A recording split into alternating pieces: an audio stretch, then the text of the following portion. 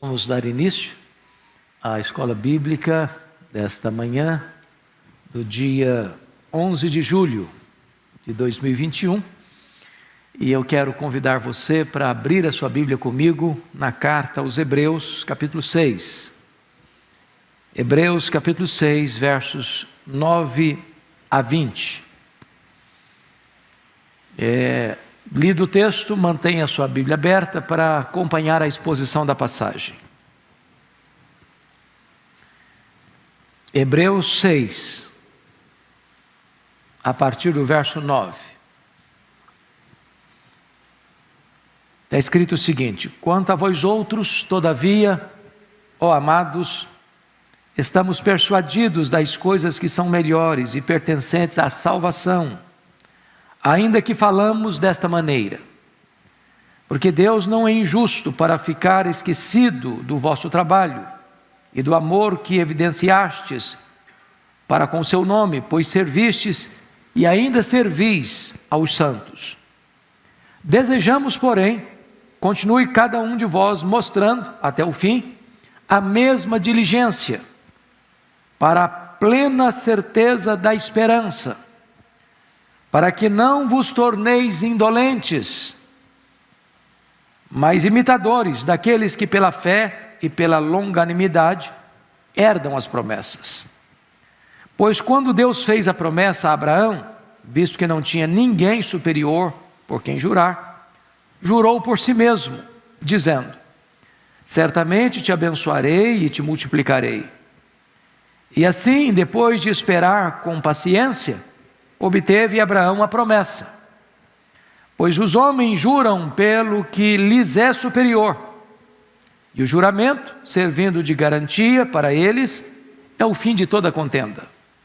Por isso, Deus, quando quis mostrar mais firmemente aos herdeiros da promessa a imutabilidade do seu propósito, se interpôs com juramento, para que, mediante duas coisas imutáveis, nas quais é impossível que Deus minta, forte alento tenhamos nós, que já corremos para o refúgio, a fim de lançar mão da esperança proposta, a qual temos por âncora da alma, segura e firme, e que penetra além do véu, onde Jesus, como precursor, entrou por nós, tendo se tornado sumo sacerdote para sempre, segundo a ordem de Melquisedeque.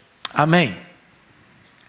Então eu quero conversar com vocês nesta manhã sobre uma segurança inabalável.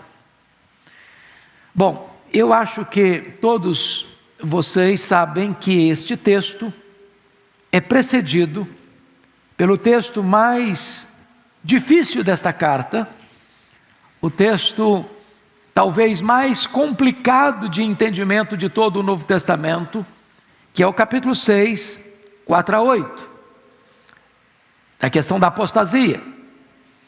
E ele disse no capítulo 6 que aqueles que caíram, é impossível outra vez renová-los para arrependimento. E a pergunta é sobre quem o autor está falando, que caíram e não podem ser recuperados. É de pessoas salvas? É de crentes lavados no sangue do Cordeiro?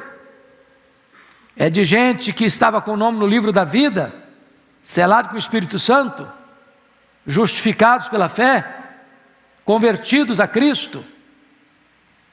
Eram ovelhas? Eram templo da habitação de Deus? Ou eram apenas pessoas crentes nominais, que embora membros de uma igreja visível, não faziam parte da igreja invisível? Se vocês perceberem, a própria leitura do texto de hoje já responde esta pergunta. A apostasia não é de crente salvo, mas é de crente nominal. O contexto aqui é de judeus que vieram para o cristianismo e em virtude da perseguição estavam de volta para o judaísmo. Se estavam de volta para o judaísmo, depois de terem abraçado o cristianismo, é porque na verdade não eram verdadeiros convertidos. Eram nominais. Era apenas uma adesão e não uma conversão. E aqui no verso 9, notem vocês que existe uma conjunção adversativa. Há um contraste. Quanto a vós outros, todavia. Então ele está contrastando os apóstatas com os verdadeiros crentes, mostrando para nós que não há possibilidade de o texto anterior estar ensinando a perda da salvação. Aqui ele está deixando claro que os verdadeiros crentes, regenerados, selados, habitados pelo Espírito Santo, cujo nome está no livro da vida, no rol de membros da igreja do céu, da igreja invisível, esses não podem se perder jamais. Quanto a vós outros, todavia, ó amados, estamos persuadidos das coisas que são melhores e pertencentes à salvação, ainda que falamos desta maneira. Então, eu gostaria de destacar no texto lido algumas verdades importantes para a nossa reflexão nesta manhã. Primeiramente, a convicção inabalável, que está aí no verso de número 9. Isso é tão importante, irmãos, porque há muitos crentes salvos pela graça, que embora estejam seguros nas mãos do divino pastor, de quem ninguém pode arrancar-nos dos braços dele, vivem inseguros, vivem com medo de perder a salvação, de ir para o inferno, de resvalar os pés e dizer agora acabou, perdi a salvação. A salvação é uma dádiva de Deus, é dada por Deus, foi planejada por Deus, foi executada por Deus, é consumada por Deus, é garantida por Deus. A segurança da minha salvação não está no meu esforço. Quem persevera é Deus em nos salvar. Aquele que começou boa obra em nós, há de completá-la até o dia de Cristo Jesus. A nossa segurança está nas mãos do próprio Deus, que planejou, executou e consumará a nossa salvação. É isso que o versículo 9 está nos mostrando, dizendo com toda a clareza que não há possibilidade de perda de salvação. A mesma verdade é posta lá no capítulo 10, porque lá também ele trata do mesmo assunto da apostasia. E ele vai contrastar de novo. Olha aí, versículo 38, na parte B, quando diz assim, 10:38, se retroceder, nele não se comprais a minha alma. Ele está falando de quem? De um crente, de um salvo, que vai retroceder? E a alma de Deus não se comprais nele? Olha a resposta no verso 39. Nós, porém, olha a adversativa aí, olha o contraste aí. Nós, porém, não somos dos que retrocedem para a perdição. Somos, entretanto, da fé para a conservação da alma. Então você vai ver apóstata. O que é um apóstata? É alguém que tornou-se membro da igreja, foi batizado. Pensa comigo em Judas Iscariotes, ele era um apóstolo. Pensa comigo em Demas, ele era um cooperador de Paulo. Pensa comigo em Simão, o mágico, lá em Atos 8, ele foi batizado.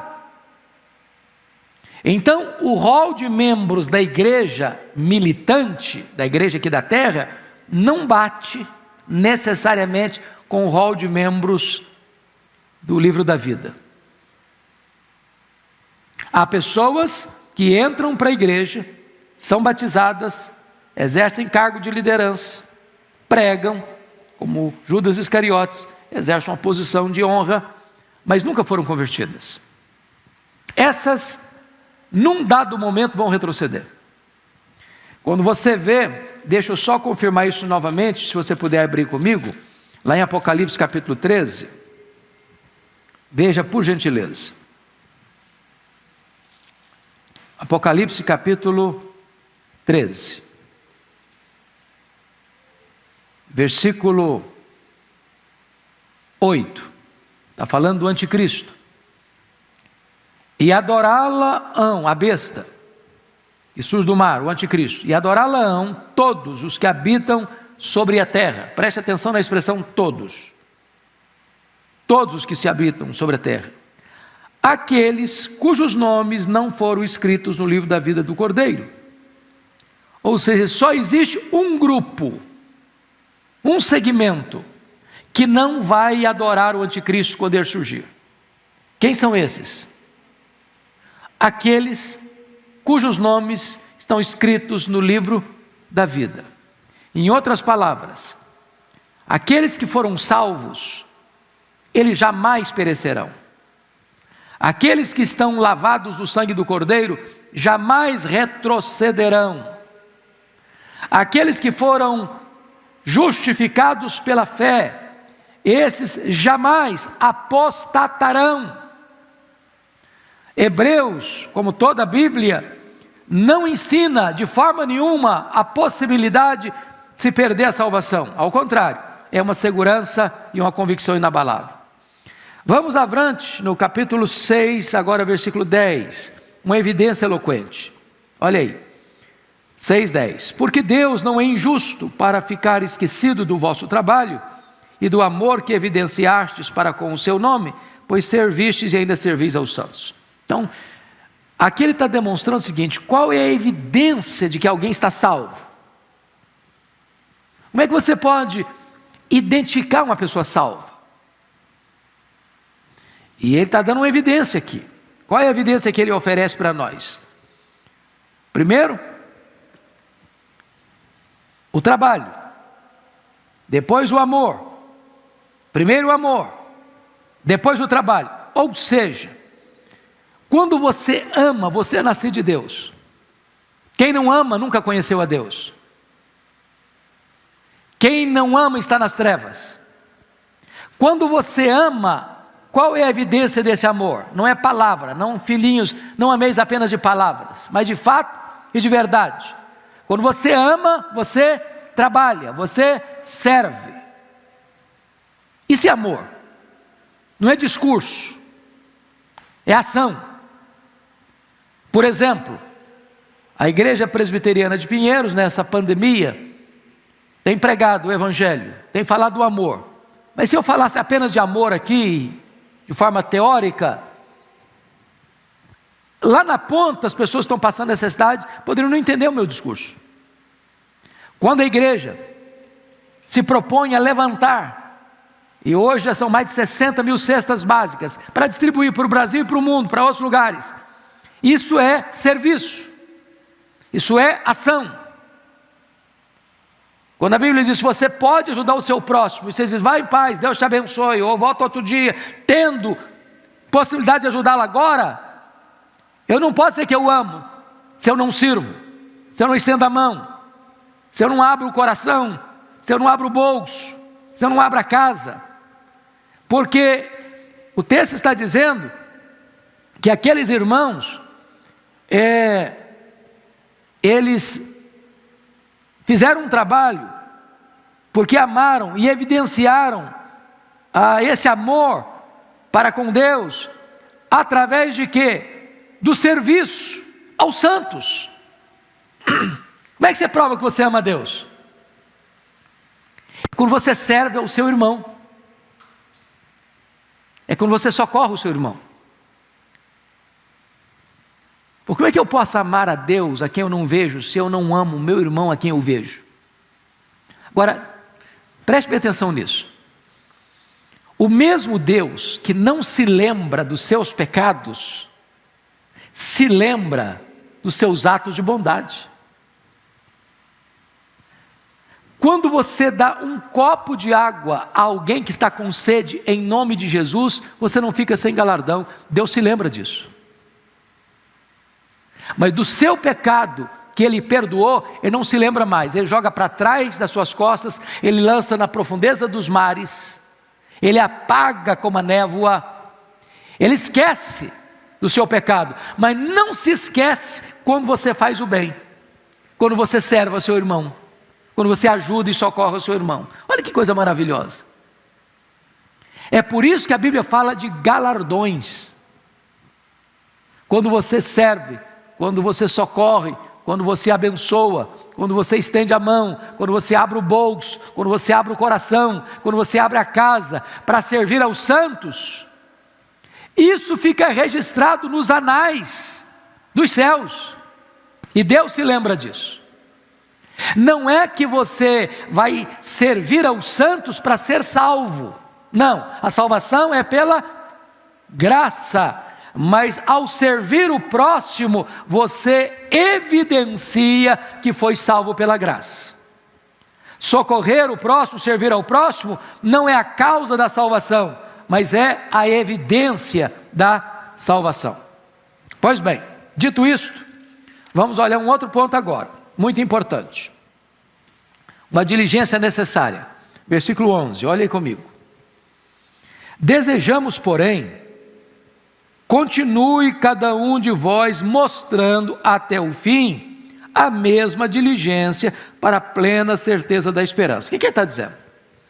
Ele está dizendo o seguinte: não basta você ter um arroubo de entusiasmo para ajudar o próximo num momento pontual e depois afrouxar as mãos, depois botar a vida no piloto automático e deixar a vida levando você. Não. Você precisa ter o quê? Continuidade, perseverança. Você precisa ter o quê? Diligência no que você está fazendo. É por isso que a Bíblia diz que você deve desenvolver a sua salvação. Está lá em Filipenses 2:12. Dá uma olhadinha rapidinho comigo aí, para entender, porque esse texto às vezes as pessoas têm dificuldade de entender o significado dele. Filipenses 2:12, olha aí.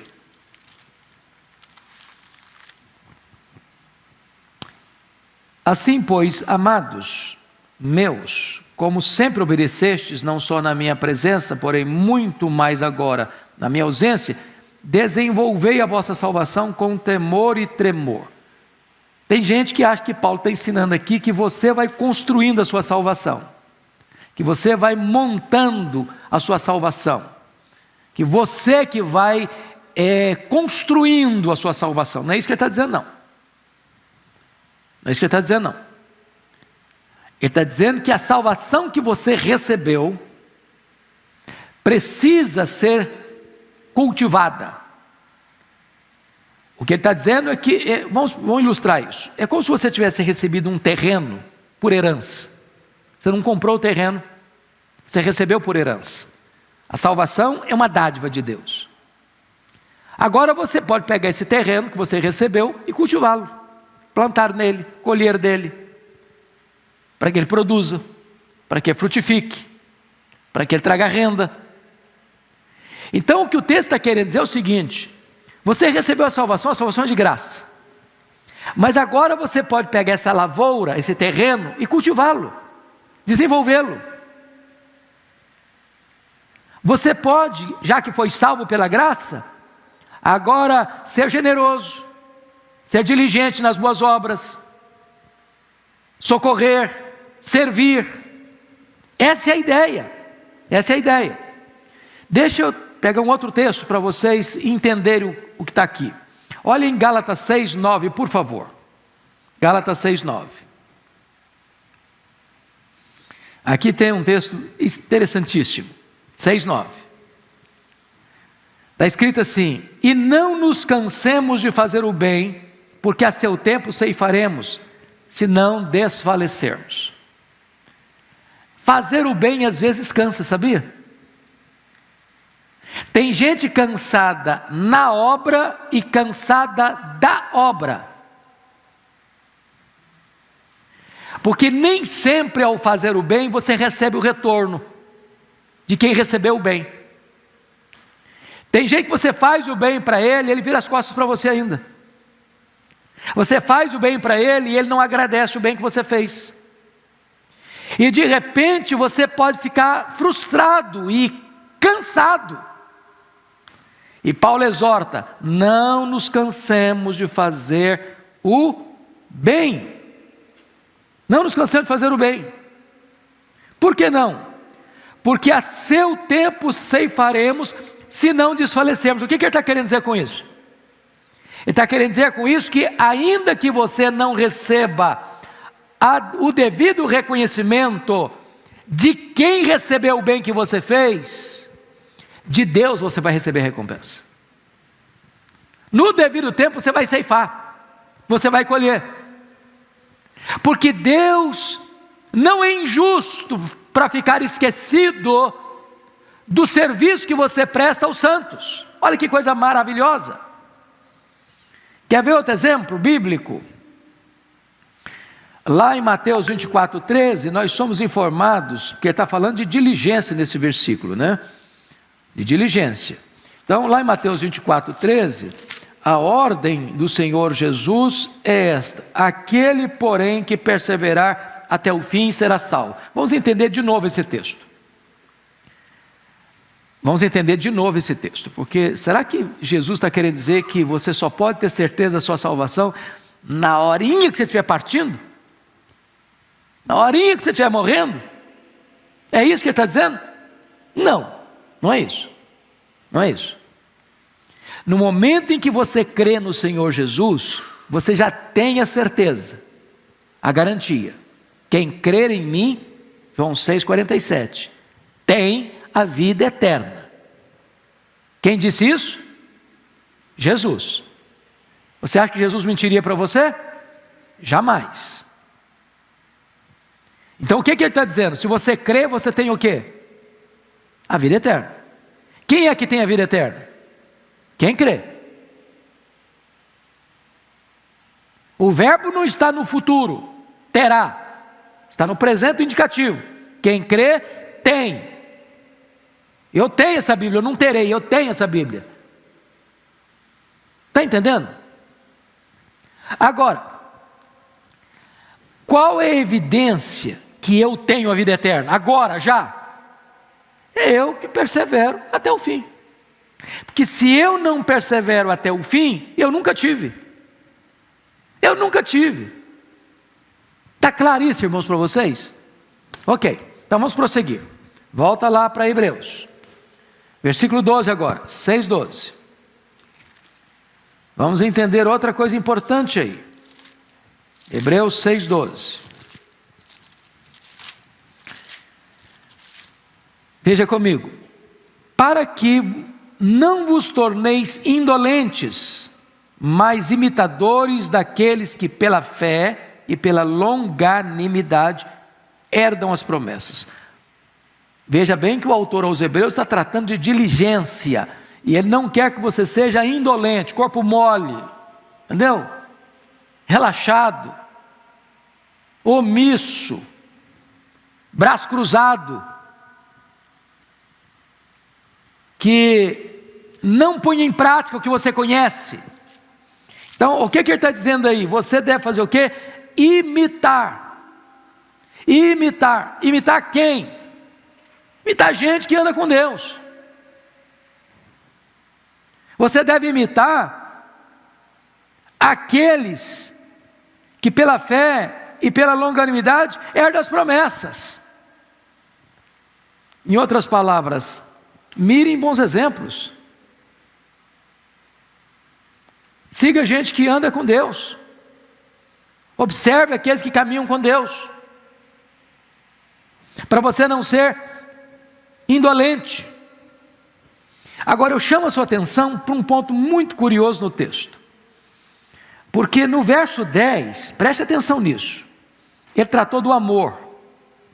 Porque Deus não é injusto para ficar esquecido do vosso trabalho e do amor. Então, amor. Cita amor aí. No verso 11, ele falou da esperança. Para a plena certeza da esperança.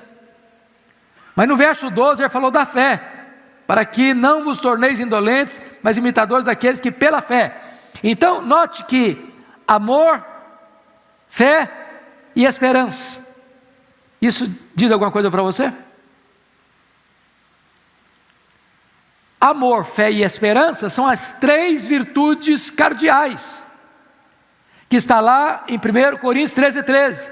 Resta agora o amor, a fé e a esperança. Esses 3. Mas o maior desses é o amor. Então, quais são as marcas de um cristão maduro? Se você ler as cartas de Paulo, você vai ver que ele sempre coloca essas 3 coisas juntas. Ele está dando graças pelo amor, está dando graças pela fé, está dando graças pela esperança. É isso que é um crente. Um crente ama. Um crente tem fé. Um crente tem esperança. Esse é o apanágio, essa é a marca, esse é a nossa identidade como cristãos. Pois bem, dito isto, agora nós vamos considerar juntos os versos 13 a 17, porque no 13 a 17, o autor vai mostrar para nós uma promessa segura. Pois quando Deus fez a promessa a Abraão, visto que não tinha ninguém superior por quem jurar, jurou por si mesmo. Vamos entender isso aqui, irmãos, porque naquela época não tinha todos os aparatos que nós temos hoje do trabalho jurídico, né, dos cartórios, das garantias que se tem num contrato de compra e venda, né? Então, eu me lembro até bem recentemente, eu fui criado lá na roça, e eu me lembro que o meu pai, ao fazer um negócio, tinha o hábito de dar a mão. Quando 2 homens, ao fazer um negócio, davam a mão, está feito. Essa era a expressão, está feito. Está feito, está feito. Lembra de uma outra expressão? Um fio de contrato, basta um fio do bigode. Então naquela época, quando ia se firmar um acordo, um contrato, uma promessa, um compromisso, a pessoa fazia um juramento. Ao fazer um juramento, alguém maior do que ele cessava a contenda. Ou seja, não tem dúvida, está seguro, está certo, não dá para mudar mais, não volta atrás mais, não vira casaca mais, não desfaz mais o negócio, entendeu? O juramento cessava a contenda, cessava qualquer demanda, dúvida, incerteza. Agora, o autor está dizendo que Deus não tem ninguém maior que Ele para jurar. Então Deus jura por si mesmo, para dar garantia das suas promessas. Agora veja vocês, amados irmãos, no texto, que, olha aí em que contexto, versículo 14 agora, dizendo: certamente abençoarei e te multiplicarei, e assim depois de esperar com paciência, obteve Abraão a promessa. Pois os homens juram pelo que lhes é superior, e o juramento servindo de garantia, para eles é o fim de toda a contenda. Por isso Deus, quando quis mostrar mais firmemente aos herdeiros da promessa a imutabilidade do seu propósito, se interpôs com juramento. Agora vamos entender essa questão, que essa palavra foi dada para Abraão, né? Essa citação aqui do versículo 14, você percebe que ele está citando um texto do Velho Testamento. Que texto é esse que ele está citando? Se você for no rodapé da sua Bíblia, está citando Gênesis 22, 16 e 17. Em que contexto? Em que contexto? No contexto, quando Deus manda o Abraão ir a um monte que ele mostraria, para oferecer Isaque em holocausto. Então vamos agora entender a história do Abraão. Deixa eu resumir para vocês. Abraão era chamado de Abrão, morava em Ur dos Caldeus. Seu pai chamava Terá. Abraão teve 3 irmãos: Arã, Naor e ele. certo? Ele teve 2 irmãos, eram 3 filhos. Eles moravam em Ur dos Caldeus, capital da Caldeia, terra idólatra. A família dele era idólatra, está lá em Josué capítulo 24. E aí eles se mudam aqui de Ur, do sul da Mesopotâmia, para Harã, no norte da Mesopotâmia. Naquela época as famílias tinham casamentos consanguíneos. A Sara era meia ou meio, agora eu fiquei na dúvida no português, quem é melhor de português me ajuda, se é meio ou meia irmã. Quem é bom de português me ajuda. Meio, meia. Vocês ficaram em dúvida agora, tem tanta opinião que eu não sei qual que é o certo. É meia irmã? Meia. Ok, então é meia, ficou certo agora. A Sara era meia irmã do Abraão. O pai da Sara era o Terá, outra mulher. Então, Abraão se casa com a meia irmã, Sara. Pois bem, aí, ele tem 75 anos, quando Deus diz para ele: sai da tua terra, no meio da tua parentela, e vai para um lugar que eu te mostrarei. Te abençoarei, e através de ti abençoarei as famílias da terra, as nações do mundo. E Deus prometeu outras vezes que a descendência dele seria como as estrelas do céu, e outra feita diz que a descendência dele seria como as areias da praia do mar. É claro que é um termo hiperbólico, né? Porque você sabe que há mais estrelas no firmamento que todos os grãos de areia de todas as praias e desertos do nosso planeta. É uma figura de linguagem. Pois bem, ele sai aos 75 anos. Com 86 anos, aliás, 85 anos, a Sara, que era estéril, achando que não ia ter mais jeito de ser mãe mesmo, porque já tinha cessado as regras, inclusive, diz para o Abraão o seguinte: olha, Abraão, não vai ter jeito não, então faz o seguinte, pega a minha serva, que era Agar, que veio lá do Egito, quando ele passou por lá, coabita com ela, e eu vou ser mãe por meio de Agar. O Abraão, em vez de confrontar a sua mulher, diz: não, minha filha, Deus me prometeu, Deus vai cumprir, vamos dar mãozinha para Deus, eu não preciso de mãozinha nossa não. Ele acabou cedendo ao desejo da sua mulher e coabitando com a serva egípcia. Nasce Ismael, né? Barriga de aluguel. Aí o que acontece? Quando Abraão tem 99 anos, quando Ismael nasceu, tinha 86, me ajuda na matemática aí, quantos anos tem o Ismael agora? 13 anos, certo? 13 anos. Deus aparece para ele de novo. Falou: Abraão, vou mudar seu nome. Você não vai ser chamado de Abraão mais não. Você vai ser chamado de Abraão. Abraão é grande pai, mas Abraão é pai de grandes nações, de multidões. E aí, Deus aparece e diz o seguinte para ele: olha, a sua descendência vai ser por intermédio de Isaque. A Sara vai conceber. Ele riu, a Sara riu, um riso de incredulidade. E então, quando Abraão tem 100 anos e Sara 90 anos, nasce o filho da promessa, o Isaque. Quantos anos tem o Ismael nesse tempo? 14 anos. 14 anos. Diz a Bíblia que quando o Isaque foi desmamado, e na cultura da época se desmamava no 3º ano, quantos anos tem o Ismael então? 17 anos. Na festa do desmame do Isaque, a Sara flagra o Ismael caçoando, zombando, escarnecendo do Isaque. O que está por trás? O que está por trás é que ele e a mãe dele sabiam que Abraão era um homem muito rico, e Ismael seria o único herdeiro dessa riqueza toda. E mais, ele seria o protagonista de todas as promessas feitas por Deus a Abraão. Quando parece que está tudo certo, não tinha chance de mudar esse cenário, a Sara fica grávida.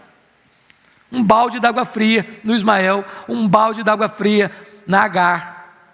E agora, um rapaz de 17 anos zombando de um menino de 3. A Sara manda o Abraão despedir a escrava e o filho dela. E agora, o Isaac já grande, possivelmente aí para os seus 13, 14 anos, pelo menos com capacidade de levar nas costas um feixe de lenha.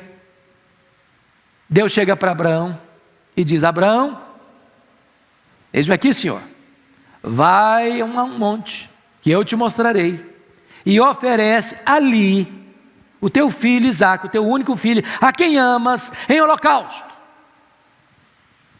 Bom, esse texto parece uma loucura, porque Abraão saiu com 75 anos, esperou 25 anos o cumprimento da promessa, agora o menino já tem 13 para 14 anos, o Abraão já está com 113, 114 anos, e Deus pede para ele sacrificar o filho que prometeu, o herdeiro da promessa. Parece que Deus está contra Deus, que a razão está contra a fé. E nesse momento, irmãos, o Abraão, diz a Bíblia, que não pergunta, não questiona, não duvida, não adia, não protela, levanta de noite. A Bíblia não diz, mas eu acho que ele não falou com a Sara. Se falasse, eu acho que quem ia ser sacrificado era o Abraão.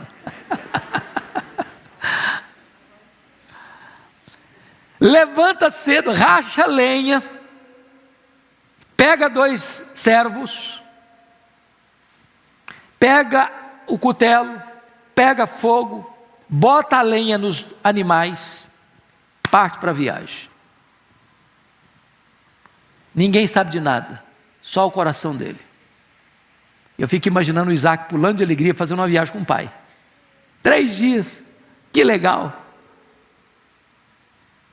E eu fico imaginando as emoções do Abraão.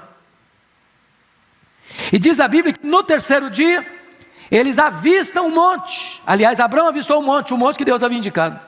E Abraão disse para os 2 rapazes, 2 servos: fique aqui, fique aqui, fique aqui com o animal. Eu e o menino iremos lá. Tendo nós adorado, voltaremos. E Hebreus 11 explica isso dizendo que Abraão acreditava que Deus era poderoso para quê? Para poupar o menino? Não. Deus era poderoso para quê? Para ressuscitar o menino. Sabe o que significa isso? Na mente de Abraão, de fato, ele iria sacrificar o seu filho.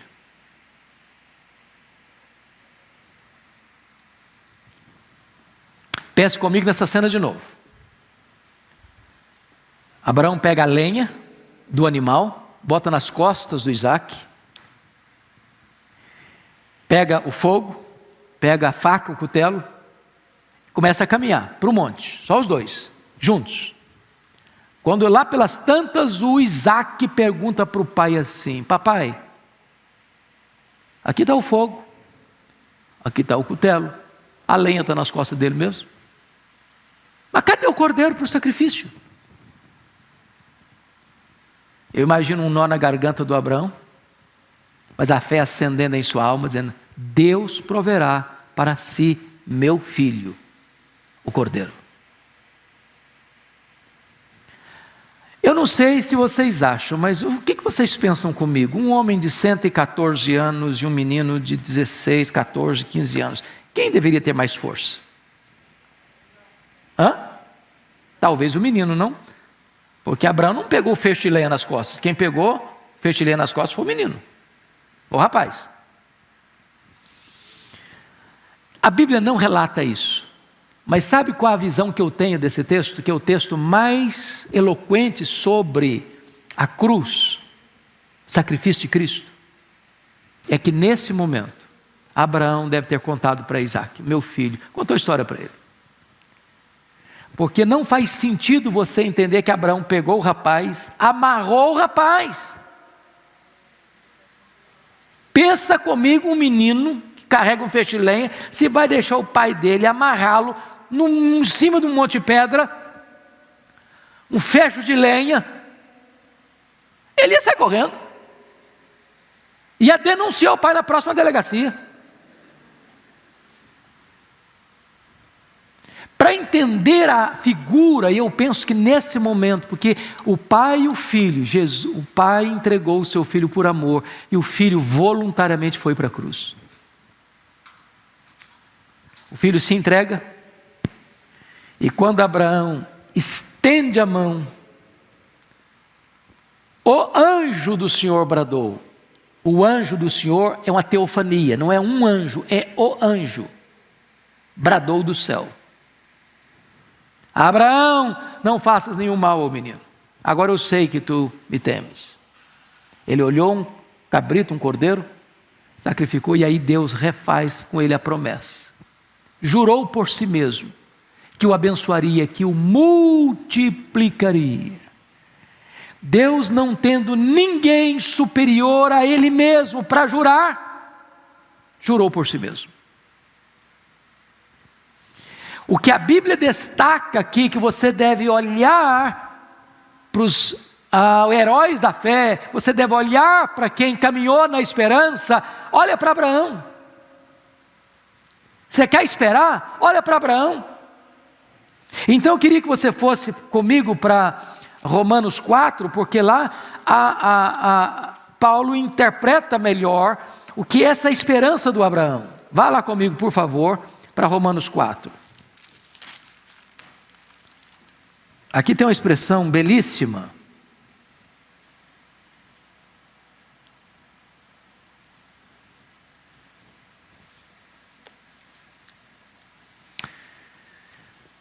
Veja comigo a partir do verso 17, como está escrito. Como está escrito: por pai de muitas nações te constituí, perante aquele no qual creu, o Deus que vivifica os mortos e chama à existência as coisas que não existem. Abraão, verso 18, esperando contra a esperança, creu, para vir a ser pai de muitas nações, segundo lhe fora dito, assim será a tua descendência. E sem enfraquecer na fé, embora levasse em conta o seu próprio corpo amortecido, sendo já de 100 anos, e a idade avançada de Sara, não duvidou por incredulidade da promessa de Deus, mas pela fé se fortaleceu, dando glórias a Deus, estando plenamente convicto de que Ele era poderoso para cumprir o que prometera, pelo que isso lhe foi também imputado para a justiça. Então, o que o autor aos Hebreus está nos ensinando, voltando para Hebreus 6? Ele está nos ensinando a termos esperança nas promessas de Deus. O que Deus prometeu, Ele vai cumprir. Pois bem, queridos irmãos, o que ele está querendo dizer é que a esperança de fé não é nenhuma fantasia. A esperança de fé está ancorada na promessa de Deus, é no juramento de Deus. Agora, vamos para o versículo, por favor, olhe comigo, versículo 17, 6,17 de Hebreus. Por isso, Deus, quando quis mostrar mais firmemente aos herdeiros da promessa a imutabilidade do seu propósito, se interpôs com juramento, para que, mediante duas coisas imutáveis, nas quais é impossível que Deus minta, forte alento tenhamos nós que já corremos para o refúgio, a fim de lançar mão da esperança proposta. Então deixa eu fazer uma pergunta para vocês. Quais são essas duas coisas imutáveis aí? Quais são essas duas coisas imutáveis? Para nos dar garantia da salvação. Quais são? As duas coisas imutáveis que ele está dizendo aqui, primeiro, é a promessa de Deus. Deus prometeu, Ele é fiel para cumprir. Segunda coisa imutável, que não pode mudar. Primeira é a promessa, segunda é o juramento. É o juramento. Deus não só deu a promessa, Deus selou essa promessa com um juramento. Deus pega a própria cultura do povo uma linguagem que o povo entendia. Quando alguém ia fazer um contrato, firmar um negócio, firmar um acordo, um compromisso, um pacto, se fazia juramento. Ao fazer juramento, a mão está dada, o fio do bigode está presente, o compromisso está selado, não volta atrás. Então Deus deu a promessa, e a promessa já é imutável, mas Deus quer fortalecer ainda mais, dar mais garantia. Em outras palavras, Deus é o avalista da sua própria promessa. Deus está botando a sua assinatura no contrato, fazendo um juramento, dizendo: o que eu prometi é imutável, não muda. A segurança da sua salvação é inabalável. Então, eu quero terminar olhando com vocês o verso 18b até o 20, porque aqui há 3 ilustrações eloquentes para nos falar da nossa segurança da salvação em Cristo Jesus. Primeiro, olha o versículo 18, a parte B. Forte alento tenhamos nós que já corremos para o refúgio, a fim de lançar mão da esperança proposta. Já corremos para o refúgio. Essa palavra diz alguma coisa para você que lê a Bíblia há muitos anos? Lembra das cidades refúgios? Quando alguém cometia um crime de sangue, não dolosamente, e os vingadores de sangue corriam atrás dessa pessoa para matá-la, para se vingar, essa pessoa que tinha cometido o crime de sangue, não dolosamente, não intencionalmente, fazia o quê? Corria para a cidade refúgio. Ao chegar na cidade refúgio, o vingador de sangue não podia entrar. Mas essa cidade refúgio, irmãos, apenas era um exemplo, um tipo de quem é Cristo para você e para mim. O vingador de sangue, o assassino, está atrás de nós, no nosso encalço, querendo nos destruir, querendo nos matar. Mas no momento em que você correu para Cristo, Ele é a sua cidade refúgio. Quando você está em Cristo, o diabo não pode mais atingir você. Aquele que é nascido de Deus, Deus o guarda, e o maligno não lhe toca. Você está em Cristo, e Cristo é a sua cidade refúgio. Segunda figura, versículo 19, a parte A. A qual temos por âncora da alma, segura e firme, e que penetra além do véu. O que é uma âncora? É uma linguagem náutica, né? Da navegação, certo? Então, é uma coisa de ferro, pesada, que se lança. Por ser pesada, ela vai até o fundo do mar. E via de regra, ela se engasta lá, se prende lá às rochas, mantendo o navio o quê? Seguro e firme. Agora notem vocês, na navegação, a âncora é lançada para baixo. Na nossa salvação, a âncora é lançada para cima. Você tem uma âncora segura e firme, firmada lá em cima. A promessa de Deus, o juramento de Deus, que você que está em Cristo, está seguro, está firme. Sua salvação está o quê? Garantida. Terceira figura e última, o precursor divino. Olha comigo aí o versículo 19b e o 20. Segura e firme, e que penetra além do véu, onde Jesus, como precursor, entrou por nós, tendo se tornado sumo sacerdote para sempre, segundo a ordem de Melquisedeque. Essa palavra precursor, irmãos, no grego, a palavra prodomos, significa o batedor, a guarda avançada de um exército. Você já viu, quando tem uma autoridade entrando numa cidade ou indo, passando por uma determinada rua ou bairro, que vão os carros batedores na frente.